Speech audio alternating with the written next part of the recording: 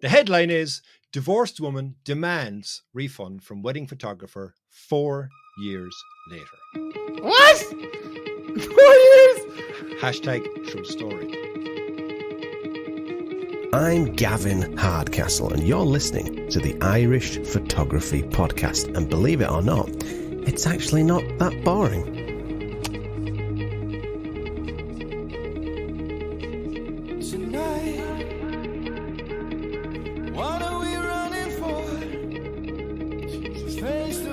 Hello, and you're very welcome back to the Irish Photography Podcast, and we have an absolute banger of an episode here for you today.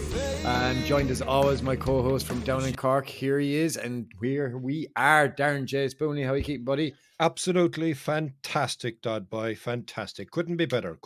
You? I'm baiting along like fucking wildfire there now. Fucking weddings, debate, the band, making loads of money. Love it. Good. You can spend it all on gas. Shiny. I've gotten better. Yeah. Kind of. The best shiny in the world is your bank balance, boy. Absolutely. I've learned to live with that. So what's the crack? You're in charge now in the hot seat by driving this one on. So tell me, what are we doing? So let's give you a quick synopsis of what we're going to kind of chat with today. So we're going to talk about, it's kind of fairly topical at the moment, is the future is not AI versus photography. It's actually photography powered by AI. That's what we're going to talk about first. And then we're going to talk about something else. We'll get to that in a while. And then after the break, we're going to go to, is this news? Do I have to do it? No, stop it. That's okay. The old us. That's the old us. This is the new us. Oh.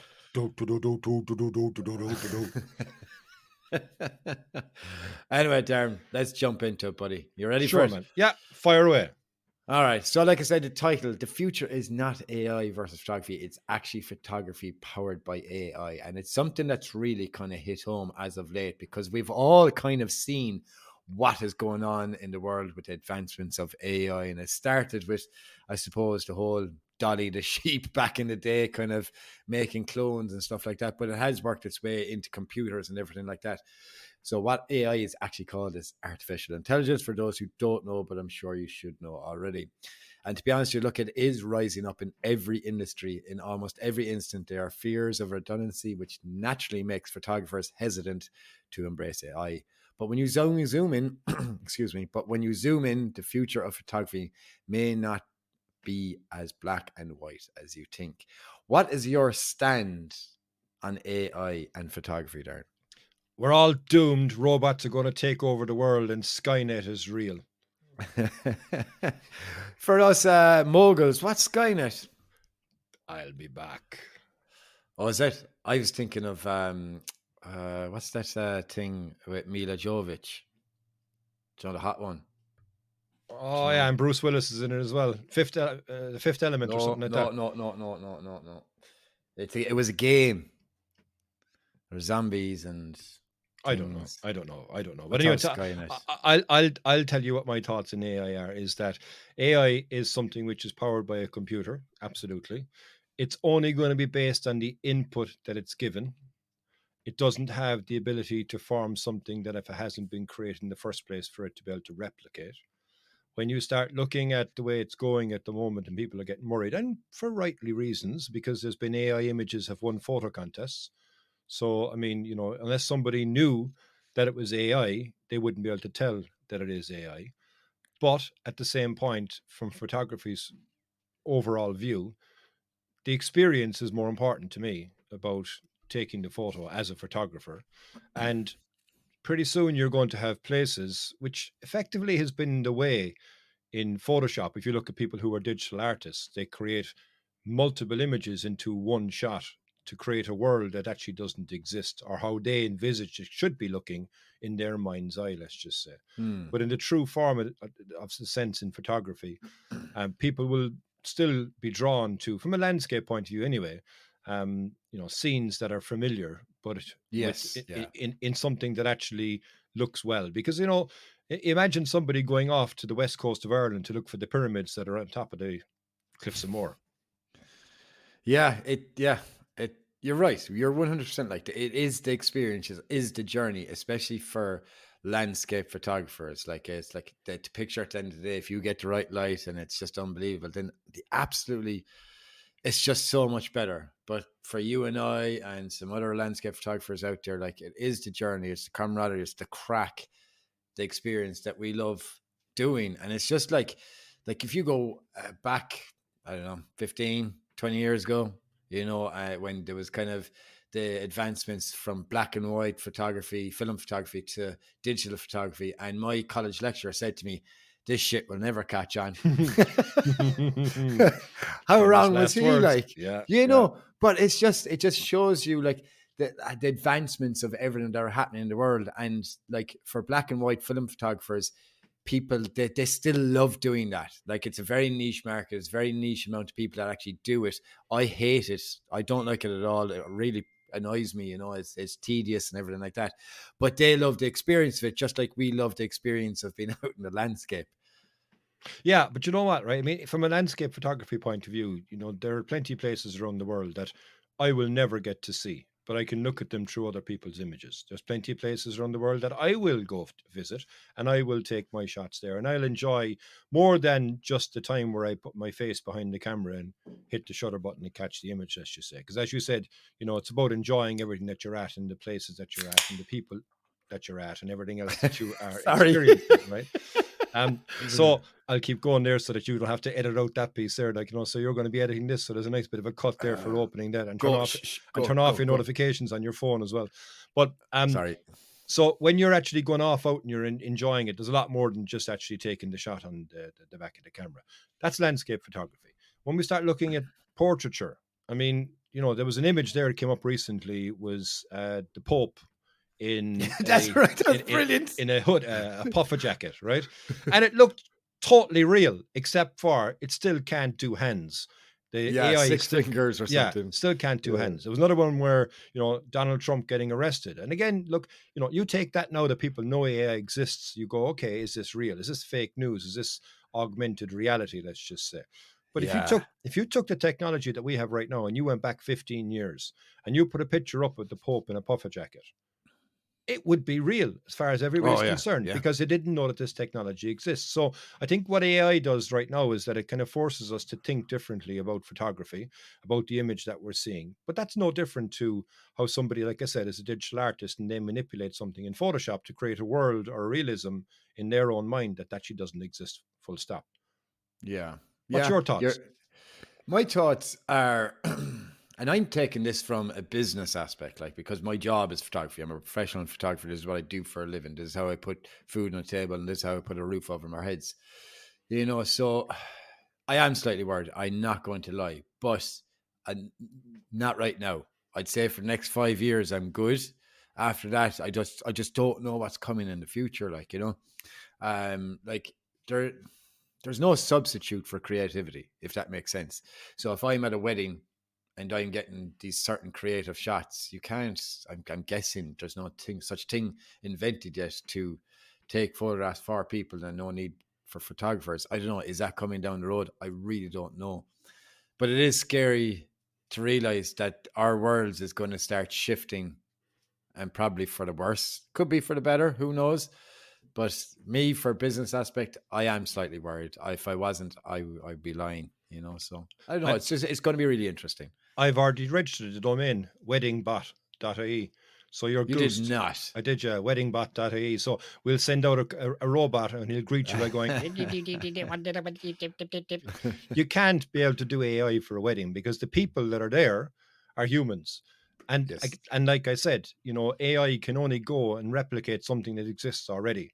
So those people dressed as the way they are in that wedding dress and all their friends all around them, unless they've had a multiple number of weddings, can only ever be happening once. Yeah, but Darren, you don't know what's going to be invented in 10 years' time or 5 years' time or whatever. You of course you don't. But I mean, can you actually, okay, think back to the 60s when Star Trek was on, they talked about teleportation. We still don't have teleportation. It's only a matter of time, kid. You know why? It's not like, I mean, there's certain rules, like there's certain rules that have to be in play, and the human being still has to be there to be in the first instance. Yes, you could take an image. I could take a photograph of you right now, and I could stitch your face onto the head of Iron Man.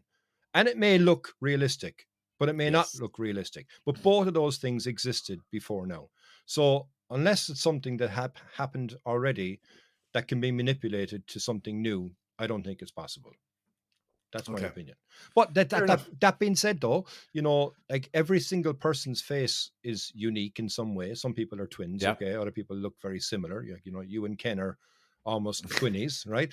But like there'll be situations where there's faces that are made up that don't exist because the AI will take different aspects of it and it could create virtual people. So from a film industry point of view, if you look at the way computer generation graphics are going right now, you could create a superstar purely out of AI and have it completely done in an animated movie, never to exist in the real world, and nobody would know. And you know what? Companies are going to start jumping on this. And I think this is only the start, Darren. This is genuinely only the start. Oh, Like 100%. Apple have put so much money into R&D around augmented reality and virtual reality, and they are trying to push their new thing. It's supposed to be released this year. It was actually supposed to be released last year, apparently, but it's got pushed back, and it's going to be pushed back again. And like this whole thing with Facebook and their metaverse and all this crack, it's the way the world is going, So I think, like everything in the world, like for 20 years prior to us, like you have to evolve or you're going to get left behind. Like the advancements in social media. If your business was on social media, it'd be very hard for you and you'd probably struggle unless you're some very well-known local business like a baker or something that will stand the test of time for everything, but you need to be on social media nowadays to be a business. There's no ifs or buts about it, and that will change as time goes on. So I think the advancements of AI and everything like that, I think you should use it, learn how to harness it, and use it in a responsible way and an honest way to really go with the times and evolve as a photographer. I fully agree with you. I mean, it's about something that we don't really understand fully right now because it's still in its infancy. The next number of years are really going to show what the capabilities are. And then the years after that will show when the younger generation get their hand in technology. That's when the shit will hit the fan. Yeah. Because, I'll be very old. You'll be old. I was just about to say it. So what kind of infection have you got now? I've got old manitis. It's grand, like. But do you know what? I think, look, things will evolve, absolutely. And I think if you look back in the last 30 years, we've had the fastest evolution ever when it comes to communication and technology, but communication, full stop. And, to touch on something you said a moment ago, even the greats like Ansel Adams in photography, he needs social media right now for his name to be relevant in this generation and the next generation and generation after that. Even though Ansel Adams is long gone, his work is going to live on through worldwide communication right now. However, the days of newspapers are gone. I'm actually going to stop you there. The last time I heard Ansel Adams' name, and I'm not joking, was at least 5 years ago. That's because he didn't take wedding photos, and you live in the wedding photo sphere. It doesn't matter. I live in the landscape sphere, and I live in photography sphere, right? I genuinely have not heard the name Ansel Adams in at least 5 years. So is that a thing where his name is starting to die out now, and the younger generation won't know who he is?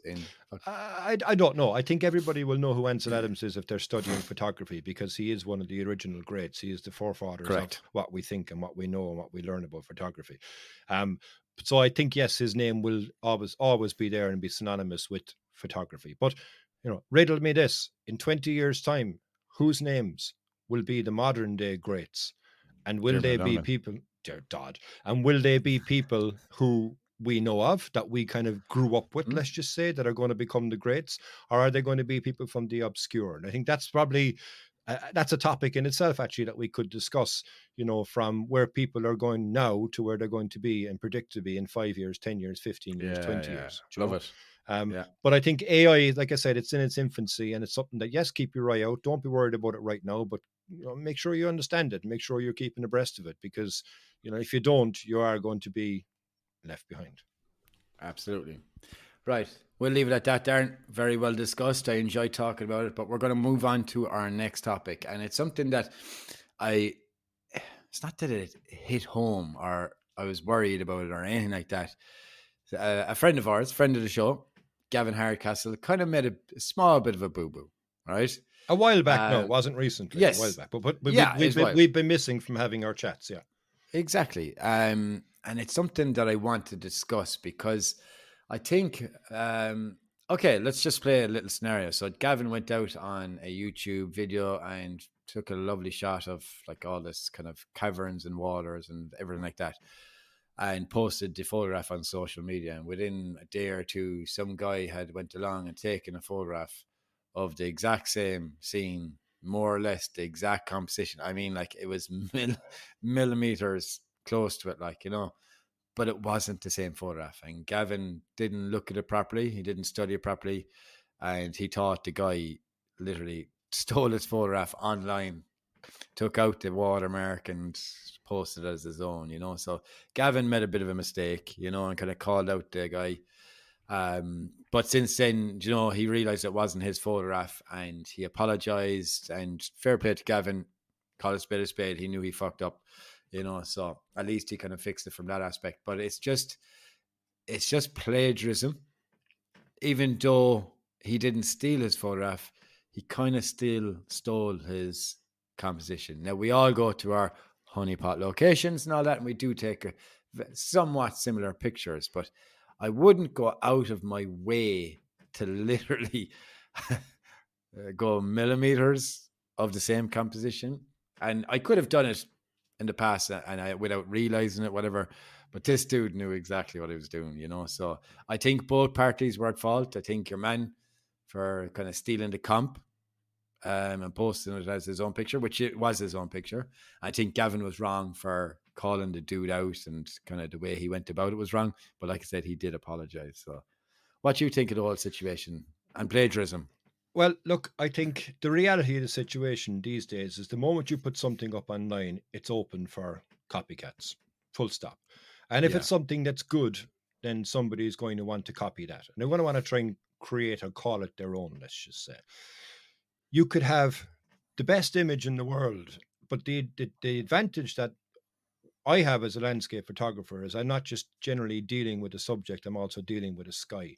And a sky is something that's going to be different. So, you know, you could come along, no problem, go, wow, look at that. That's a great composition. Maybe if I'm there next week, I'll see if I can find similar to that because I really, really like it. But it's going to be different because the sky is going to be different. The challenge, I think, with Gavin's image is that there was no sky. So it was just reflected light coming into a cavern, and you had some lovely greens and lovely textures. And it was a great shot that Gavin had taken. And I can't blame him for first looking at the shot to go, that's my image. You know, I mean, but as you say, you know, fair play to him. He handled it well in the end. You know, he apologized to the guy and said, look, sorry, it's not my shot. But the point being, I suppose, really is that the moment you create something, it's open for somebody to copy and paste, be it a photograph, be it an idea, be it a concept, be it whatever you wanted it to be. You have to try and find a way to keep something unique. And that's where I think it gets difficult, because if you've got something that is easily copied, then somebody can copy it and copy it and copy it and copy it and copy it and copy it and just palm it off as their own. The original idea, I think, is the important part. And, you know, be original, you know, create and form your own path. You don't necessarily have to. It is hard, but it's also lazy to take the other route. Because if you're just copying and pasting, then you're never going to be somebody who stands head and shoulders above the rest. All you have shown is that you know how to copy. And go back to when we were in school. You know, there was always the person in the class that always had the great results in their tests. No, I don't mean like, I know you're going with it, like, you know, but what I mean is it's hard to be original nowadays. It's just because everything has been photographed or everything is done to be the death. Like how musicians keep bringing out different songs and everything. I don't know how to keep doing it because they're all different songs, you know. And there's only a certain amount of chords. Yeah, you know, I just cannot wrap my head around it, how it is to be original for us even. Well, do you know what? It's harder in the music industry, absolutely. It's easier to be original in photography as far as I'm concerned, because you are going to have the differences in the conditions, the difference in the seasons, the difference in where you place your camera. We had a podcast 2 years ago 6 inches is very important. Snap! There you go, right? But it is really, really important, But if you are hell-bent on absolutely copying right down to the nanosecond of somebody's idea, then that's lazy as far as I'm concerned. And you should always try and forge your own path. Be original, because nobody's going to remember you for something that you copied from somebody else. But what no one's they going to will remember me for what you copied from somebody else. Oh, I'm joking. Right? But what they will remember is if you come up with something unique. I mean, look, I've said this 1,000 times before. The average person has around 45,000 thoughts per day. 99.99% of those are just brain chatter, right? But it's the ones that actually work, that make you unique, that stand out, that you should hone into and say, okay, there's definitely something in this, I should pursue it further. That's when you're using your grey matter. That's when you're creating your own path. But it's so easy just to look online and go, oh, that's a good idea. Yoink, I'm going to steal that and call it my own. That's lazy. That shows no creativity. And for me, I kind of go, yeah, whatever. Yeah, like at least use it as inspiration and kind of put your own twist in it, a little bit of magic. Like you said, dealing with different skies, whatever. Like from my own perspective, I go to the Cliffs of Moher a lot. And it's so hard to be original at the Cliffs of Moher. So I would climb down as much as I can, because not many people want to go down. Because like it's fine for me. I it doesn't bother me. Is there a hairy spot or two? Yeah, but you need to be a ghost. It's fine. It's not bad. Like the most dangerous spot is literally 10 feet from the bottom, and some guy broke his neck there before doing that part. Lovely. Yeah, lovely. Yeah. But go on. So like getting down there to get my shot, then that eliminates me from a certain aspect of so many other photographers, and kind of I can put my own twist in it. And for the last few years, I've been trying to, I always keep coming, not to the exact same composition, but the same area. But I'm trying to venture further on up the coast of that kind of, not headland. Beach, the headland part of it. But I cannot, for the love of God, find another composition there.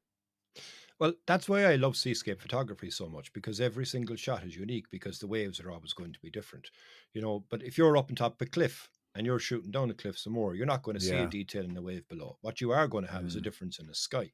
And I think that's where you'll probably get similar skies over the course of time, but you'll never get exactly the same sky. The light won't be hitting at the same place. And that's what makes it a different shot. The subject is the same, but the light is going to be different, And I think the other side to it too is that, you as an example, right? If you went to the Cliffs of Moher for whatever reason, that you saw a photograph that I'd taken the Cliffs of Moher and said, okay, I want to go back, I want to get the same shot as Darren, right? Yeah. What makes it different is if you can add value to that shot. If you're not adding value to that shot, then you're just basically copy and pasting what Darren has done. Add value, put something extra on top of it that actually backs up your image, let's just say. Because otherwise, there's nothing different. Again, like I said, the sky is going to be different, the cloud's going to be different, the light's going to be different, but the subject is going to remain the same. And like a case in point, if you look at one of the most photographed areas, you remember we went there almost a year ago, actually, which was last May, down to Dingle. And I joked tonight when you would come on, you were joking, so I go, geez, I don't know where I'm going to place my tripod. And I went, have a look on the ground there. It's the part that has no grass. Like the amount of people that have come along there and taken a shot. But yet there's still a shot to be taken there in Dunquin, because the light is going to be different. The subject remains the same. So, you don't have to copy and paste exactly. You can create your own spin on something. And that's, as far as I'm concerned, how people actually can be original. And, and again, just to kind of, I suppose, summarize there on that, we've done multiple topics over the years in regards to, Instagram and social media and stuff like that. It's a great tool, but it could be a curse in itself, because everybody can go, oh, I want to be there, I want to do this, I want to do that, or they see one side of the image, how beautiful it looks, but what you don't see is what was behind the camera. There was 40 other people vying for the same shot, so go there and experience it, and live a day in my shoes, let's just say, and to 100%. See what it's like. Do you know, it's funny you said it, because in the last few months I've actually stopped posting some of my favorite pictures online. I've just kept them for myself. And before, I just chuck them all out for the world to see. But now I just, like that picture from the beach in Keem. Keem. I haven't released it. That's a banger. It's unreal. Yeah, that's a banger. I just don't want to post it. Yeah, and I think that therein is an example, right? And that's a perfect example, actually, because even from me, and okay, I'd be a competent photographer for finding different compositions, right? But when I was in Keem, I went, okay, I played around here, I played around there, blah, blah, blah, blah, blah. The composition that you found was only possible because, number one, you had the bullheadedness to actually go down to the beach in the hard light. But number two, where you placed your camera was the only way to be able to get a good composition there and to utilize what you used. I don't think anybody else would be there at that time with a camera or also would have seen that composition as well. So that's what makes that shot unique. And that's what makes, you original in regards to that. It's, everybody can rock up and plank a camera and take a shot and go, wow, like the one I did, for example, just taking the shot of the Brendan Gleeson's finger hut. But I mean, look, that's no different to, there's 1,000 of other shots there. Why? Because it's a pathway right underneath where I placed my tripod. Yeah. There's no pathway where you took your shot. And I think that's a phenomenal shot. And I know we've teased it now on 2 podcasts, and I think you should actually release it because it is a capital B for banger. No, I genuinely I don't want to post it. I'm just going to print it and put it in my house because I just don't want to. And it's not just this place. It's been numerous places in the last few months. I just don't display some work online. I don't know why. And I there's no rhyme or reason. But come here. There's one thing I want to chat about now, right? Because I love your guides that you do, right? For your new website and everything like that. And they're going ridiculously well. You're selling them all the time. Fair play to you. They're absolutely fantastic. But again, what's to stop someone coming along and kind of copying your guides and then just selling them on for their own money or for free or whatever? Does that have you worried in any way, shape or form? Okay. Number one, there's nothing stopping anybody copying anything that I do because the moment it's up there, like I said, it's ready for plagiarism and for copycatting and stuff like that. I think the difference here is the value that I can add to those guides because I can tell people a lot about the location. I can tell people what to expect. I can have something which is a pocket-sized guide that they can bring with them. It's concise, it's easy, it's clear. Other than that, there's, I haven't shared any secret locations or anything like that. And I was purposely not sharing any secret locations. So in a nutshell, somebody could say, you know what, geez, that's a great idea that Darren has done. I think I'm going to copy that. Brilliant. Copy it. All you are is a copycat. There's nothing unique and original in relation to it. Yeah. But as far as I'm concerned, it can be done very, very easily. Yeah, but Darren, come here. I see the amount of work that you've put into those guides and whatever you do it's been fantastic. The growth for you as a content creator and an educator and a podcaster for the world of photography, like you've went above and beyond, not just for yourself, but for everyone in the industry. You've always been there for a helping hand. Like whenever anyone asks anything of you, you're always there to help out no matter what. And honestly, thank you very much from my own heart. And I'm sure everyone else in the rest of the Irish photography industry would say the same. So keep doing what you're doing. We're all very proud of you. All right. Thanks, man. Appreciate it. No bother. Come here. Look, we're going to take a quick break and we'll be right back with Is This News? If you're enjoying this episode of the podcast, why not jump over to iTunes or Spotify and listen to the back catalogue that we have with some great episodes where we talk about photography, gear, and some excellent guests along the way. Thanks very much for listening and for watching. We'll see you on the next one. Hello, and you're very welcome back to the Irish Photography Podcast, and we are going to jump straight back into Is This News? This is one of our new segments here, guys, and it basically is that we're going to pick a topic each that we really like and that we'll just discuss to see if it's newsworthy or not. So, first topic, Darren, is the Canon R5 can now make a massive 400 megapixel photographs. So Canon has released a new firmware update for the R5 that allows you to create a massive 400 megapixel photos by stitching them together in multiple shots, captured by moving the in-body image stabilizing mechanism. What say you, good sir? I asked the question why. I don't know why. I don't know. Like, look, you have an R5. I used an R5. I was blown away by the R5. You're now blown away by the R5 for many, many different reasons. The image quality is good enough. It doesn't need to be bigger than anybody ever needs. 400. What? Why? Like, number one, you're going to have to go and change all of your systems to be able to process that image because it's going to kill all of your RAM. Number two, you're going to have to go and get hard drives to be able to store all those images. And again, why? What are they trying to compete against? Is this a dick measuring contest against the likes of, say, Fuji and going, we got 100 megapixel. Yeah, so what? We've got 2. Actually, you know what? No, let's go 400 megapixel. Like, it makes no sense whatsoever to me. Did you do the upgrade? Funny you say that. I literally did it an hour before we came on to talk on the podcast, and I haven't taken a photograph or anything like that. But what I did do, Darren, is time the amount of how long it takes to do the update on the R5 as opposed to the R6. So totally off topic, but it took me 4 minutes 48 seconds for the R5, and it took me 5 minutes 38 seconds for the R6. What's that mean? Jack shit. But I don't know. I don't see the value or the need for me to use a 400 megapixel camera. Okay, so the one place I would actually probably use this would be for a drone. That you can multiply the pixels and you can enhance the photograph, to blow up your image because, call it spade a spade, drones have smaller sensors, so they wouldn't have the same image quality, excuse me, as a Canon R5 and R6 or something like that. I don't know. So that's the only real need, I think, for enhancing that amount of pixels. And with that in mind, like if you've got a 400 megapixel image, right, what are you going to want to do with that file to have it that size? Do you going to want to crop it down to the size of a postage stamp to be able to get information that you can now blow that up? Do you want to be able to have your image printed the size of a skyscraper? I mean, like, it makes no sense. And in reality as well, is the image actually going to be any way better? Is it going to be worse? I don't know.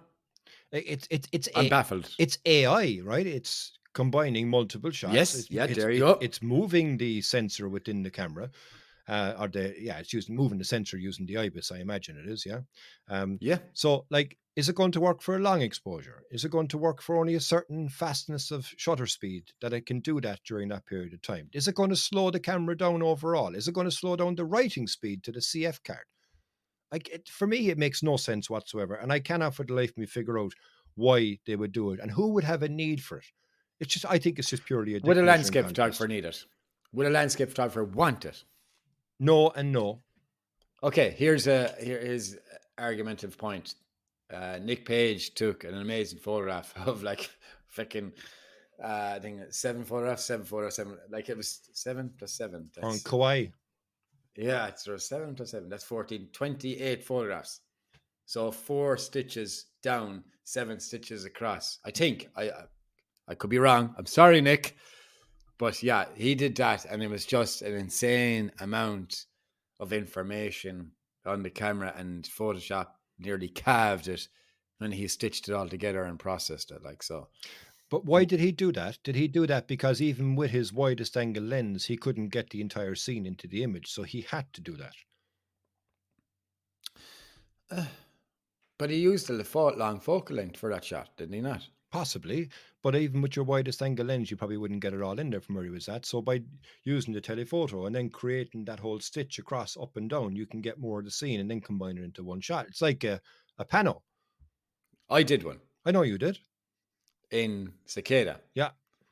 And the detail is ridiculous that I have in it. It is ridiculous. I'm not joking. The file size is immense. It's pretty cool, I won't lie. Okay, so are you saying that you're going to need the 400 megapixel to be able to get a shot? And would it be as good as that? I'm going to use it for one shot and see how it turns out. And I won't use it until I'm literally at my next landscape photography shootout, and I'm not going to use it other than that. I can't see myself using it other than that. And he won't share it on social media, so nobody's ever going to get to see what it looks like. You'll share that one, will you? Yeah.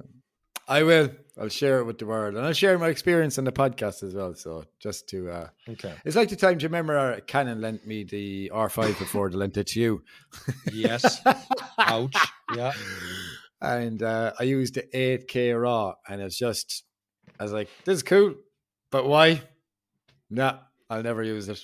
And I've never, I bought an R5 after that, and I haven't used it once. Yeah, there you go. Not once. There you go. Yeah.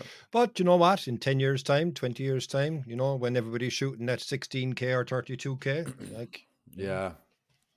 I don't know. Yeah. I don't know. With I mean, all look, our AI. yeah, exactly. But look, that story, I don't know. Is it news? Yeah, it is news, but it's a big question mark as to why they would do that. I'd love to know why they decided to do that. Well, I do know that is that Lumix or one of those cameras out there, they do something similar. It's like a pixel shift as well, and it comes to 200 megapixels. So like you said, it could be a dick piss. What you call it? Dick measuring contest. Dick measuring. Dick piss. Could be contest. So yeah, it just that's probably they wanted to beat the crap out of someone else. I think maybe, but it is newsworthy. It is something to try, and yeah, that's about it. All right, here's my news story, and it's really, I can't wait, and it's really pertinent to somebody like you. Okay, so the headline. Oh, really? The headline is: Divorced woman demands refund from wedding photographer 4 years later. What? 4 years? Hashtag true story. So here's the story. A South African wedding photographer this week received what he calls the craziest request he's heard in his career. A woman whose wedding he shot 4 years ago in 2019 is demanding a full refund for the wedding photography because she got divorced and doesn't need the photos anymore. And right, it's interesting because he shares the message that she sent him. What's it say? So it says, obviously, first and foremost is the lady who got married. It says, "Hi, Romeo." Romeo is the wedding photographer. "How are you?" Sounds class, doesn't he? He does. It says, "I don't know if you still remember me. You did a photo shoot for me at my wedding in Durban in 2019. He says, "Hey," smiley face, "I'm okay, thank you. I trust you're well. Yes, I remember. How may I be of service?" Well, I'm now divorced, and those pictures, I and my ex-husband don't need them anymore. You did a wonderful job on them, but they went to waste as we're now divorced. I will need a refund of the amount we paid you because we don't need them anymore. His response was, "Pardon me? Oh my God. This has to be a joke, right?" She says, "No, dear, I'm very serious." So in fairness, his response is, "I'm very sorry to hear you and your husband divorced, but as I'm sure you can figure out, that's not going to happen. Photography is a non-refundable service. Once I've already delivered to you the service and the pictures, I can't refund you because I can't untake the pictures. Take care now." Well done, him. Well done, Romeo. Can you believe that, right? But then it gets more, because then she came back and she says, "Oh, I'm not happy with this." So she escalates it and the demand by threatening to get lawyers involved. She says, kidding. "That is something you must have in your contract, that there's no refunds. But you didn't seem entitled to demand a refund as I'm no longer in need of your pictures. I understand it's not your fault, but you are a business, and as such, you must be able to grant refunds." His response was, "No, ma'am, you're not entitled to a refund. I would like to remain professional with you and just reassure you that you will not be getting a refund. It's bad enough you want your refund 4 years later. It's unfortunately embarrassing on your part, so there'll be no refund, okay? Okay, thanks, take care." She says, "You'll be hearing from my lawyers. I forward him everything, sharp." Haha, LOL. I'm sure I'm still being pranked. There is no way. Look, I'm really sympathize with you on the divorce. I can imagine that you went through this, but this is no way to deal with this. Other than that, there's nothing really more I can do for you.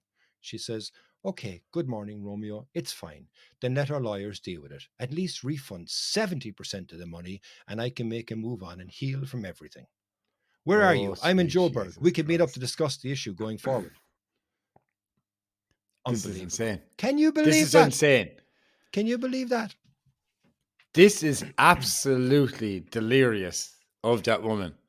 Yeah, I think, you know what? It's a strange one, and you wonder what goes through somebody's head that they would think that that is something that they could do. And in fairness to your man, he remained cool. I know if it was you, you'd have used a number of expletives. But you would have probably put on your sales hat and went, look, when you get remarried again, I'll give you a 20% discount. There you go, boy. It's not a bad idea. No, honestly, like you'd be surprised how much of a cool head I can keep when it comes to my name as a business and everything like that. I pride myself on that, like, great customer support, and everything like that. I go above and beyond for absolutely every client that I actually bring through the doors, but to have the audacity to demand a refund for your wedding 4 years later is just, it's unprecedented. I'm guarantee you. Well, I can't guarantee you that, but I'm guessing it has never ever happened before. And imagine the face on her lawyer coming through the door, going, "I want this Romeo guy sued because he won't give me a refund after we get married 4 years ago." Well, like, what kind of lawyer will say, "Oh yeah, no problem, let's take the case"? Like, this is delirious, Darren. Well, lawyers will take any case in reality if they find that there's a way that they can win, but unless if they're only on a win, get paid fee. But I mean, yeah. But here, do you know, when you see all these things, and then I always look and read the comments, and some of the comments have the most wittiest answers, right? Yeah, they're the funniest. And get your popcorn. Yeah, so like the first one I hear says, "Not hard to see why this woman is divorced. She's clearly a loon. I'm just surprised the poor man lasted for 4 years." Next one says, "I wonder if she reached out to the wedding caterers too with the same demand. The food went to waste after all." And then somebody else says, at the end of it says, "The guests and the wedding party should ask her to refund their gifts, their travel, their wardrobe expenses, their hair and makeup where applicable." I mean, if you're going to play that game, let's play, right? Yeah, spot on. Absolutely spot on. I couldn't agree with those dudes. That's anymore. nuts. It's clearly nuts. It's nuts. Do you know? I mean, but obviously she must be going through a hard time, and she's probably trying to find ways to get as much money as she can back. And she's probably not thinking straight. But it is a true story, and it is something, that has made the news. Is it news, Dad? No, it's not news. This is ridiculous. This is scandalous. It shouldn't even be in the news because it's not newsworthy, in my opinion. But it can always be used as a story for someone to go back on and say, "Remember that story about you wonder? That's nearly as mad as this." But not as bad as that. Yeah, I like the new segment. I think it's something that we'll have a good bit of fun with as well, and to kind of share the madness that's around the place in the photography world. This certainly is one, anyway.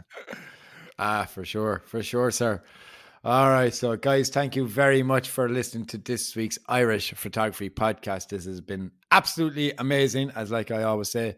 Darren, I hope you've had a good bit of crack. I have. I've had great crack altogether. Mighty crack.